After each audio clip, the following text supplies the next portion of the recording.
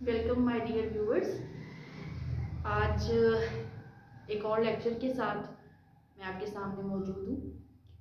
अच्छा, जो आज का हमारा लेक्चर है ये बेसिकली आप समझ लीजिए कि इट्स अ बेस, ये बुनियाद है बहुत से इम्पॉर्टेंट लेक्चर्स के लिए। अच्छा, अब होता ऐसे है कि मैं आपको 9th क्लास के इस टॉपिक की डिटेल्स आज बताऊँगी और ये जो टॉपिक हम आज कवर करेंगे इसकी डिटेल्स आगे एफएससी लेवल पर, इंटरमीडिएट पर अगर आप बायोलॉजी रखते हैं और पढ़ते हैं, उसके बाद ग्रेजुएशन लेवल पर, बीएस या बीएससी लेवल पर, मास्टर्स लेवल पर, एमएससी जो है जिसे कहते हैं, वहाँ पर ये डिटेल्स आपको बहुत ज़्यादा काम आएंगी। बहुत से बच्चे ऐसे होते हैं जिन्होंने ये टर्मिनोलॉजीज जो आज हम पढ़ेंगे इनके बारे में सुना तो होता है, लेकिन उनको इनकी यूजेज या इनका एग्जैक्ट मतलब, एग्जैक्ट कॉन्सेप्ट नहीं पता होता और उनके माइंड में एक क्लियर पिक्चर नहीं बन पाती कि कौन सी चीज़ क्या है या किस चीज़ का क्या मतलब है। ये बहुत से स्टूडेंट्स को इस प्रॉब्लम का सामना करना पड़ता है। तो उनकी सहूलत के लिए या उनके कॉन्सेप्ट्स को क्लियर करने के लिए जो आज का टॉपिक है वो जितना मेरी तरफ से बेहतरीन तरीके से डिलीवर हो सकेगा मैं आप लोगों के सामने इसको करूँगी। और मैं आप लोगों से ये रिक्वेस्ट भी करूँगी कि इस वीडियो को अगर आप एज अ स्टूडेंट देख रहे हैं तो 2 to 3 टाइम्स ज़रूर देखें, क्योंकि इसमें काफ़ी ज़्यादा टर्मिनोलॉजीज आएंगी, काफ़ी ज़्यादा वर्ड्स आएंगे। उनको अपने माइंड में रखने के लिए आपको मेमोराइज करना पड़ेगा। और हम याद कब हमेशा कैसे करते हैं? सुन के और देख के। जब आप कोई चीज़ सुनते हैं, जब आप कोई चीज़ देखते हैं तो वो एक दफ़ा देखने या सुनने से हमें याद कभी भी नहीं होती। 2, 3, 4, 5 एंड सो ऑन, हमें उसे रिपीट करना पड़ता है प्रोसेस को, और उसके बाद ही वो जाके हमारे मेमोरी में शामिल हो जाती है। कुछ बच्चे ऐसे होते हैं कि उन्हें 1 या 2 या 3 बार सुनने से या देखने से याद हो जाती है चीज़, और कुछ बच्चों को थोड़ा वक्त लगता है। तो it's not a very big deal, इसमें कोई बड़ी बात नहीं है। जिस तरह से आपको मेमोराइज करना आसान लगता है, आप अपनी सहूलत के मुताबिक उस तरह से मेमोराइज कीजिएगा। मैं जो आज आपके सामने टॉपिक डिलीवर करूंगी उसकी हेडिंग है द लेवल्स ऑफ ऑर्गेनाइजेशन, कि जब एक जानदार बनता है तो कौन कौन से पार्ट्स हैं जो उसकी क्रिएशन में, उसकी डेवलपमेंट में इम्पॉर्टेंट रोल प्ले करते हैं। और ये जो टॉपिक है ये बेसिकली बायोलॉजी और केमिस्ट्री दोनों को मिलाकर स्टडी किया जा सकता है, इसीलिए इसको हम बायोकेमिस्ट्री की हेडिंग में स्टडी करते हैं।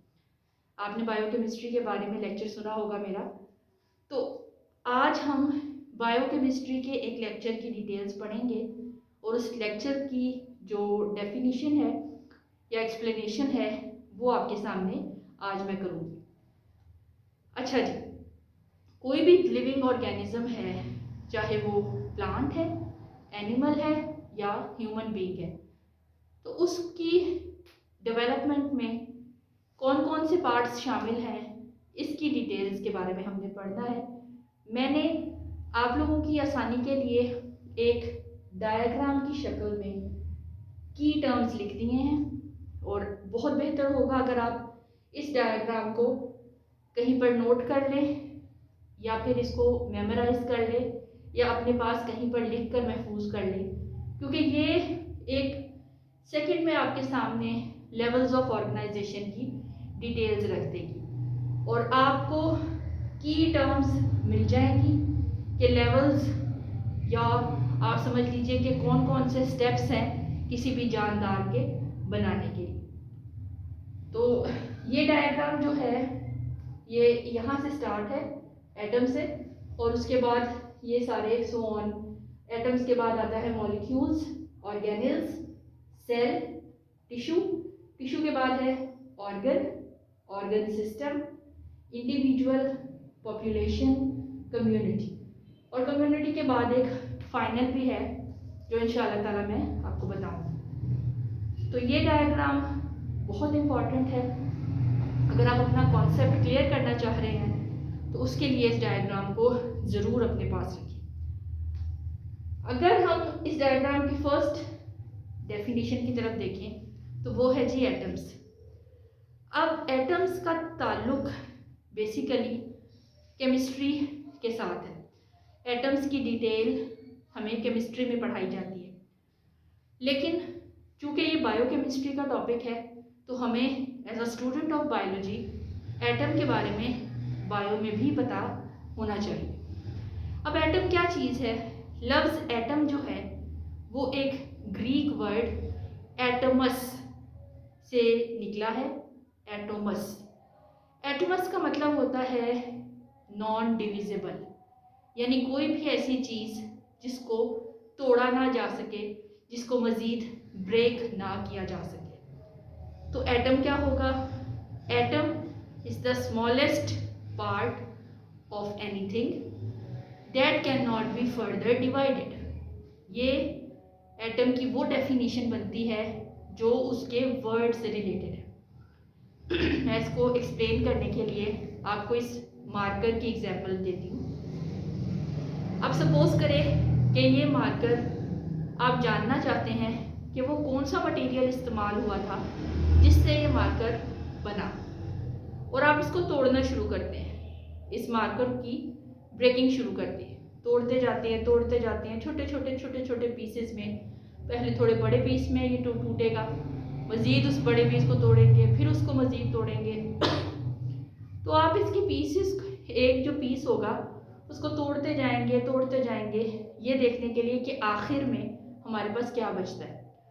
तो इस मार्कर का वो जो बिल्कुल स्मॉलेस्ट पार्टिकल जिसको मज़ीद आप तोड़ नहीं सकते, इतना छोटा होगा वो कि शायद आपको आपकी नॉर्मल आई से वो देखा भी ना जा सके, और उसको देखने के लिए आपको माइक्रोस्कोप इस्तेमाल करनी पड़े।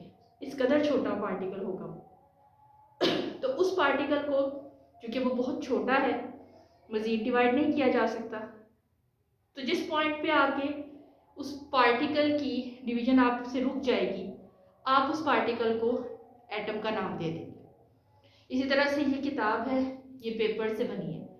आप एक पेपर को छोटे टुकड़ों में डिवाइड करते चले जाते हैं, और क्या होता है कि जब एक बिल्कुल छोटा टुकड़ा आपके पास आता है उस कागज़ का, पेपर का, जिसको आप मज़ीद डिवाइड नहीं कर सकते, आप चाहें तो भी नहीं कर सकते, तो वो जो छोटा पार्टिकल आपके पास आया है सबसे स्मॉलेस्ट, वो क्या कहलाएगा? एटम। आई होप एटम की डेफिनेशन अब आपके माइंड में क्लियर हो गई होगी कि atom is the smallest particle that can not be divided. अच्छा, अब जब ये डेफिनेशन बताई साइंसदानों ने, तो उस वक्त साइंस ने बहुत ज़्यादा तरक्की नहीं की थी, माइक्रोस्कोप्स भी बहुत ज़्यादा अच्छी क्वालिटी की नहीं थी, और साइंस में अभी काम हो रहा था। तो उस वक्त ये साइंटिस्ट ने डेफिनेशन बनाई कि एटम में एक ऐसी चीज़ है जिसको आप डिवाइड नहीं कर सकते, जिसको आप तोड़ नहीं सकते। अब प्रॉब्लम कहाँ पे आती है, बच्चों को कन्फ्यूजन कहाँ पे पैदा होती है कि जब आप लोगों को केमिस्ट्री में एटम के पार्टिकल्स पढ़ाए जाते हैं, और वो कौन से पार्टिकल्स हैं? Electrons, protons, neutrons. ये तीन वर्ड्स ऐसे हैं जो केमिस्ट्री के शुरू में ही आप लोगों को बता दिए जाते हैं। बहुत से बच्चों के माइंड में ये क्वेश्चन पैदा होता है कि अगर एटम डिवाइड नहीं कर सकता तो उसके मज़ीद पार्टिकल्स, प्रोटॉन्स, इलेक्ट्रॉन, न्यूट्रॉन्स, ये कहाँ से आ गए? कभी आपके माइंड में ये सवाल आया है? अगर तो नहीं आया तो अब आया होगा, और अगर आया है तो आपने इसका जवाब ढूंढने की कोशिश की या किसी से पूछा कि हम एटम की डेफिनेशन पढ़ते हैं। आप किसी भी बुक में एटम की डेफिनेशन, फर्स्ट ईयर की बुक है या सेकंड ईयर की, 9th की, 10th की केमिस्ट्री की बुक लीजिए, और उसमें आप एटम की डेफिनेशन पढ़ेंगे तो वो आपको यही मिलेगी कि एटम क्या है? Smallest particle that can not be divided. तो फिर हमने उसको कैसे डिवाइड करके उसको प्रोटॉन, न्यूट्रॉन और इलेक्ट्रॉन में तकसीम कर दिया। ये है कन्फ्यूजन, और ये ही वजह है कॉन्सेप्ट क्लियर ना होने की। तो असल में होता ये है कि जो आपने डेफिनेशन एटम की पढ़ी है मुख्तलिफ बुक्स में, ये डेफिनेशन पुरानी डेफिनेशन है। ये उस वक्त की है जब एटम के फर्दर पार्टिकल्स, प्रोटॉन्स, इलेक्ट्रॉन्स और न्यूट्रॉन्स फाइंड या दरियाफ्त नहीं हुए थे। साइंस की डेवलपमेंट के साथ हुआ ये कि पार्टिकल्स, एटम को मज़ीद डिवाइड किया गया और फिर उसके पार्टिकल्स बने।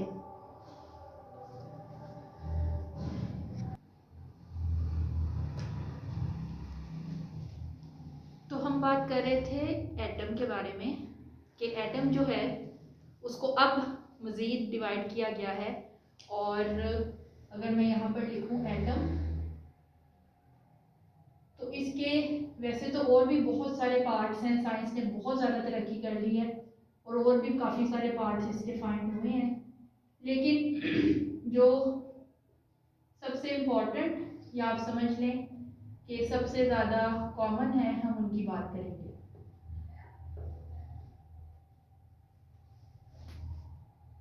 Protons, neutrons and electrons. अब होता क्या है कि चूँकि हम बायोलॉजी पढ़ रहे हैं और बायोलॉजी के साथ साथ केमिस्ट्री को भी हम लेके चल रहे हैं, तो हमें थोड़ा सा आइडिया होना चाहिए कि प्रोटॉन, न्यूट्रॉन और इलेक्ट्रॉन बेसिकली कैसे एटम में मौजूद होते हैं। तो अगर आप समझें कि ये एटम का दरमियान का हिस्सा है, यानी कि इसका सेंटर पोर्शन है, इसको हम न्यूक्लियस कह लेते हैं, क्योंकि न्यूक्लियस का मतलब होता है सेंट्रल पोजीशन पे किसी चीज़ का होना या बहुत अहम पार्ट होना। तो जो एटम का सेंट्रल पोर्शन है, यहाँ पर प्रोटॉन्स और न्यूट्रॉन्स मौजूद होते हैं। प्रोटॉन्स के ऊपर पॉजिटिव चार्ज होता है और इलेक्ट्रॉन्स के ऊपर नेगेटिव चार्ज होता है, और न्यूट्रॉन्स यानी कि न्यूट्रल, तो ये विदाउट एनी चार्ज होते हैं, इन पर कोई पॉजिटिव या नेगेटिव चार्ज नहीं होता।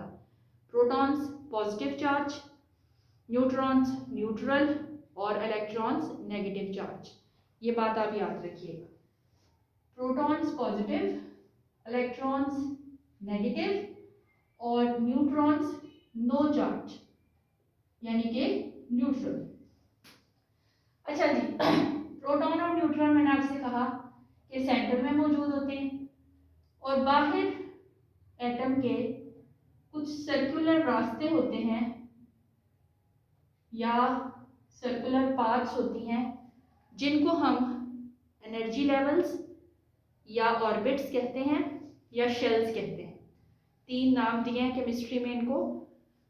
तो ये क्या है? शेल्स, या फिर इनको एनर्जी लेवल्स भी कहते हैं और या फिर इनको ऑर्बिट्स भी कहते हैं, बिकॉज ये राउंड होते हैं, शेप ऑलमोस्ट राउंड होते हैं। अब जो न्यू टेक्नोलॉजी है उसमें इनको मुकम्मल तौर पर राउंड नहीं कहा जाता, बल्कि इनकी शेप थोड़ी सी डिफरेंट बताई गई है। तो जो इलेक्ट्रॉन्स हैं वो कहाँ पर मौजूद हैं? ऑर्बिट्स में या शेल्स में। ठीक हो गया जी। ये कॉन्सेप्ट केमिस्ट्री में आप लोगों ने पढ़ा होगा 9th क्लास के लेवल पर, मगर मैं फिर भी आपको इसकी दोबारा से ज़रा डिटेल बता रही हूँ कि दुनिया का कोई भी जानदार, कोई भी लिविंग थिंग हो या इवन नॉन लिविंग थिंग हो, वो किस चीज़ से मिलके बनती है? एटम से। एटम अपने आप में 3 चीज़ों से मिलके बना है, प्रोटॉन्स, इलेक्ट्रॉन्स और न्यूट्रॉन्स। प्रोटॉन्स और न्यूट्रॉन्स सेंटर में मौजूद होते हैं। प्रोटॉन्स के ऊपर है पॉजिटिव चार्ज, न्यूट्रॉन्स के ऊपर है नो चार्ज, और उसके साइड्स पर मूवमेंट हो रही होती है इलेक्ट्रॉन्स की। Clear out? एक बात। दूसरी बात ये कि हमने एटम को स्टडी करना है बायोलॉजी में, तो हम नॉन लिविंग थिंग्स की बात नहीं करेंगे, हम किसकी बात करेंगे? Living things. अब जितने भी एटम्स हैं, जब वो मिलते हैं तो एटम्स बनाते हैं एलिमेंट्स। एलिमेंट्स का एक प्रोडक्ट टेबल है जो केमिस्ट्री में आप डिटेल से पढ़ते हैं और पढ़ा होगा आप लोगों ने, या अगर नहीं पढ़ा तो आगे जाके पढ़ेंगे फर्दर लेक्चर्स में, फर्दर हायर स्टडीज़ में, कि एलिमेंट्स को एक ख़ास टेबल की शक्ल में अरेंज किया जाता है आसानी के लिए, सहूलत के लिए। उस टेबल को प्रोडक्ट टेबल कहते हैं। अब जो टोटल एलिमेंट्स अभी तक फाइंड हुए हैं वो हैं जी 118। ये इम्पॉर्टेंट इंफॉर्मेशन है और इसको आप याद रखिएगा कि टोटल एलिमेंट्स जो प्रोडक्ट टेबल में फाइंड हुए हैं वो हैं जी 118। इनमें से जो नेचुरल हैं, नेचुरल का मतलब है जो कुदरती तौर पर पाए जाते हैं, उनकी तादाद है 94। यानी ये कौन से एलिमेंट्स हैं 94 that are present in nature, जो अल्लाह ताला ने या कुदरत ने हमारे लिए बनाए हैं। और इन 94 में से 16 जो हैं वो कहलाते हैं बायो एलिमेंट्स।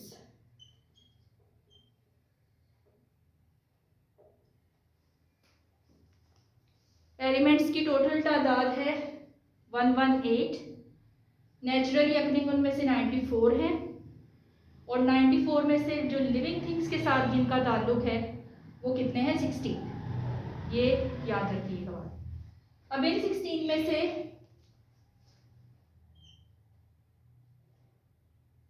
10 को हम एक तरफ लिखेंगे और 6 को हम दूसरी तरफ लिखेंगे। जो 10 हैं ये माइनर एलिमेंट्स कहलाते हैं और जो 6 हैं ये मेजर एलिमेंट्स कहलाते हैं।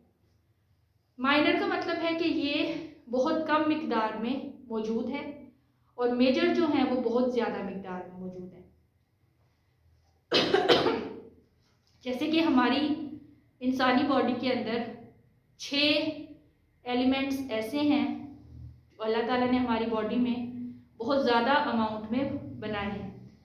सबसे ज़्यादा ऑक्सीजन मौजूद है हमारी बॉडी में, ऑक्सीजन एक एलिमेंट है और इसकी परसेंटेज पूरी बॉडी में 65% है। ऑक्सीजन 65% होती है। उसके बाद आती है जी कार्बन, वो भी एक एलिमेंट है, उसकी अमाउंट है 18%। हाइड्रोजन 10% है, नाइट्रोजन 3%, कैल्शियम 2%, फॉस्फोरस 1% और दूसरे कोई केमिकल्स की तादाद 1% होती है। तो 6 एलिमेंट्स कौन कौन से हुए?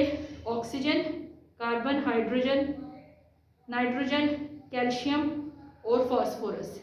ये हमारे पूरे बॉडी का 99% पोर्शन जो है वो ये 6 एलिमेंट्स पर मुश्तमिल है।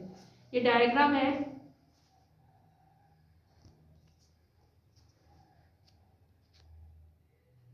आप लोगों के सामने, जिसमें आप लोगों को डिटेल में पता चल जाएगा कि कौन से एलिमेंट्स की तादाद कितनी है।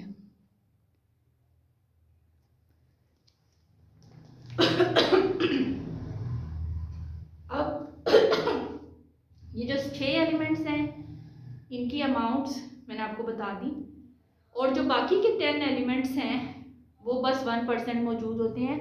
उनके नेम्स भी मैं आपको बता देती हूँ। Potassium, sulphur, chlorine, sodium, magnesium, iron, copper, manganese, zinc, iodine. तो जी एटम्स की जो डेफिनेशन थी या एक्सप्लेनेशन थी वो अब ख़त्म होती है। मैं आपको एक ओवरव्यू दे देती हूँ इसका। एटम कहते हैं ऐसे पार्टिकल को which can not be divided. Atom 3 types of particle से मिलके बनता है जिनको सब एटॉमिक पार्टिकल्स कहते हैं। इनके नाम हैं protons, electrons, neutrons. Protons positive, neutrons no charge, electrons negatively charged. Product table में टोटल नंबर ऑफ एलिमेंट्स 118 है। एलिमेंट्स नेचुरली कुदरती तौर पर मौजूद हैं। इन 94 में से जो बायोलॉजी के साथ कंसर्न है, लिविंग थिंग्स के साथ कंसर्न है, वो 16 है। और इन 16 में से 6 तो बहुत इम्पॉर्टेंट हैं और बाकी के 10 जो हैं वो भी इम्पॉर्टेंट हैं, लेकिन उनकी तादाद कम है। ये एक ओवरव्यू था एटम्स का। अब हम बात करेंगे नेक्स्ट टॉपिक की, जो कि आता है एटम्स के बाद मॉलिक्यूल्स। अब मॉलिक्यूल्स को स्टडी करने के लिए एटम की डिटेल्स जो है ना, वो आपके माइंड में क्लियर आउट होनी चाहिए। मॉलिक्यूल्स,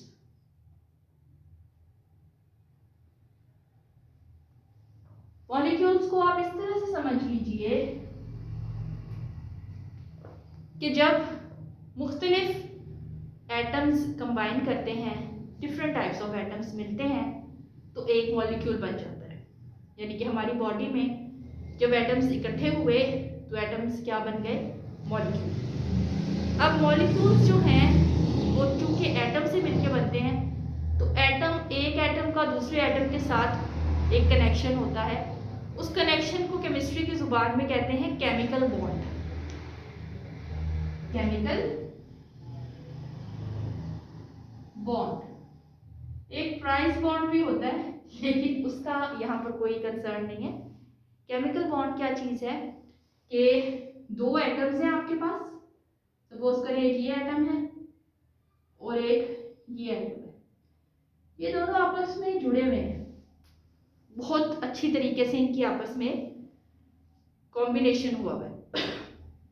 इस कॉम्बिनेशन को हम in the language of chemistry chemical bond कहते हैं। अब केमिकल बॉन्ड्स की वेरियस टाइप्स हैं इन द केमिस्ट्री, और कुछ टाइप्स 9th क्लास के लेवल पे आपको पढ़ाई भी जाती है केमिस्ट्री में। तो उनमें से 2 के बारे में मैं आपको बताऊंगी, हल्का सा ओवरव्यू दूंगी। पहली है आयोनिक बॉन्ड, ये वर्ड आपने यकीनन केमिस्ट्री में सुना होगा। और दूसरी है जी कोवैलेंट बॉन्ड। पढ़ा तो होगा आपने इन दोनों वर्ड्स को, आयोनिक बॉन्ड, कोवैलेंट बॉन्ड, लेकिन मैं फिर भी आपको एक दफ़ा दोबारा से इसकी डिटेल बता दूँगी। अच्छा जी, आयोनिक बॉन्ड का मतलब होता है एक ऐसा बॉन्ड जिसमें एक एटम इलेक्ट्रॉन दे देता है, यानी कि लूज करता है, और दूसरा एटम उससे वो इलेक्ट्रॉन ले लेता है। जैसे मैं एक एटम हूँ और मेरे साथ मेरी एक सहेली है जो एक दूसरा एटम है। मेरे पास ये किताब है, तो मैं अपनी ये बुक अपनी उस फ्रेंड को दे देती हूँ। मैंने बुक को लूज़ किया है, मेरी उस फ्रेंड ने उस किताब को मुझसे वसूल कर लिया, हासिल कर लिया, गेन कर लिया। तो हम दोनों के दरमियान में लॉस और गेन होने से एक रिलेशनशिप पैदा हुआ। उस रिलेशनशिप को आयोनिक बॉन्ड कहेंगे। Is that clear? एक एटम ने इलेक्ट्रॉन दे दिया, लूज किया, और दूसरे ने उसको इलेक्ट्रॉन को हासिल कर लिया। तो इस तरह से इनके दरमियान में जो कनेक्शन बना उसको आयोनिक बॉन्ड कहेंगे। अब 2 और दोस्त हैं जो अपनी किताब मुकम्मल तौर पे देना नहीं चाह रहा और दूसरा उसको लेना भी चाह रहा है। तो उन्होंने ताल्लुक की ये शक्ल बनाई कि उन्होंने इस किताब को आपस में शेयर कर लिया, यानी कि बांट लिया, मिलकर इस्तेमाल कर लिया। शेयरिंग का मतलब है कि तुम भी इसको इस्तेमाल कर लो और मैं भी इसे इस्तेमाल करूँगी।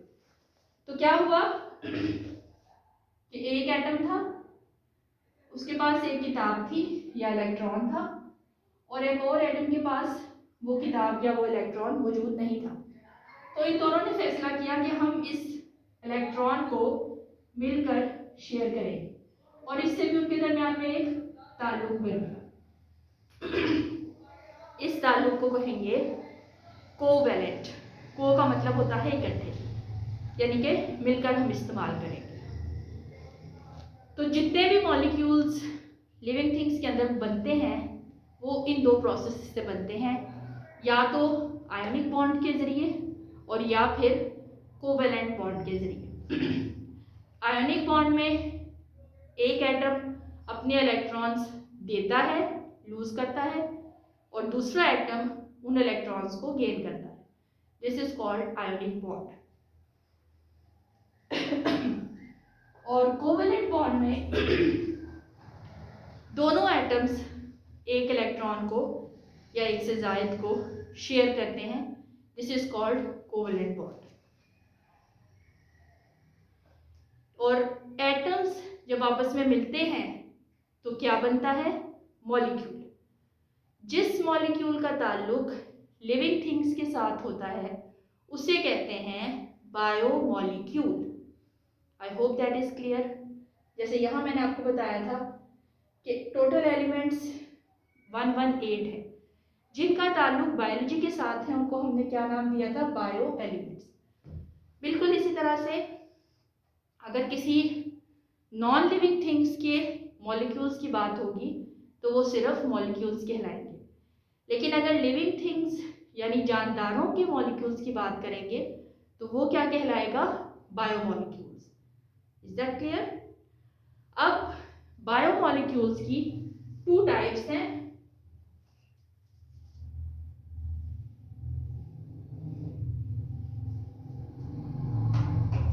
हमारा कंसर्न मॉलिक्यूल्स में किसके साथ है? बायोमॉलिक्यूल्स के साथ, जिनका ताल्लुक लिविंग थिंग्स के साथ होगा। ये 2 टाइप्स के होंगे, हाई और लो। हाई और लो क्या चीज? मॉलिक्यूलर वेट, यानी कि उनकी वेट या वजन कितना है।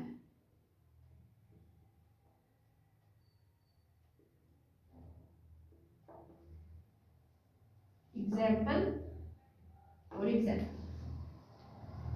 बहुत बेहतर होगा कि आप इन सब चीज़ों को अपने पास नोट डाउन कर लें। ये बहुत इंपॉर्टेंट इंफॉर्मेशन है और याद रखने के लिए अगर आपके पास लिखी हुई होंगी तो ये बहुत हेल्पफुल होगा। अच्छा जी, जो हाई मॉलिक्यूलर वेट वाले हैं इनको हम कहते हैं मैक्रो। मैक्रो का मतलब होता है ज्यादा। और जो लो वाले हैं इनको हम कहते हैं माइक्रो, यानी कि macro molecules high molecular weight वाले हैं और micro molecules low molecular weight वाले हैं। इनकी एग्जांपल्स मैं आपको बता देती हूँ जी। माइक्रो की एग्जांपल है ग्लूकोज। ये मैंने ग्लूकोज का फॉर्मूला लिखा है C6H12O6। और हाई मॉलिक्यूलर वेट में सबसे इंपॉर्टेंट एग्जांपल आती है प्रोटीन्स की। आप लोगों ने इंफॉर्मेशन के तौर पर एक छोटा सा काम करना है कि ग्लूकोज का मॉलिक्यूलर वेट एग्जैक्ट फाइंड करना है और उसे बताना है मुझे कि वो कितना है, और प्रोटीन्स का मॉलिक्यूलर वेट एग्जैक्टली कितना है ये भी बताना है। नहीं पता चलेगा तो अगले लेक्चर में मैं आपको खुद भी बता दूंगी। तो जी ये डिटेल जो मैंने आपको बताई है ये है मॉलिक्यूल्स की। मैं इसको रिपीट किए देती हूँ आप लोगों के लिए। जब एटम्स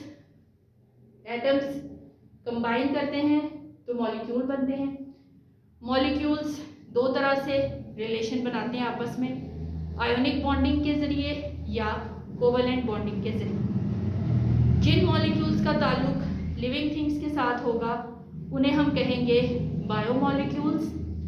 और बायोमॉलिक्यूल्स की 2 टाइप्स हैं, मैक्रोमॉलिक्यूल्स, माइक्रोमॉलिक्यूल्स। मैक्रोमॉलिक्यूल्स का मॉलिक्यूलर वेट ज़्यादा है, हाई है, बढ़ा हुआ है, और माइक्रोमॉलिक्यूल्स का मॉलिक्यूलर वेट कम है, लो है। मैक्रो की एग्जांपल है प्रोटीन्स और माइक्रो की एग्जांपल है ग्लूकोज। ये 2 टॉपिक्स मैंने आज आपके सामने क्लियर आउट किए हैं, एटम्स का और मॉलिक्यूल्स का। इंशाल्लाह अगले लेक्चर में ऑर्गेनेल्स और सेल्स और टिश्यूज इन टॉपिक्स के बारे में हम डिटेल पढ़ेंगे। आई होप आज का लेक्चर जो है वो आपके अच्छी तरह से क्लियर किया होगा कॉन्सेप्ट्स को। और इस लेक्चर को आप 2 to 3 टाइम ज़रूर देखें और सुने, ताकि आपके माइंड में ये बातें रिफ़्रेश रहें और मेमोरी के तौर पर आपके जहन में ये जल्दी से शामिल हो जाए। Thank you so much. अल्लाह हाफिज़।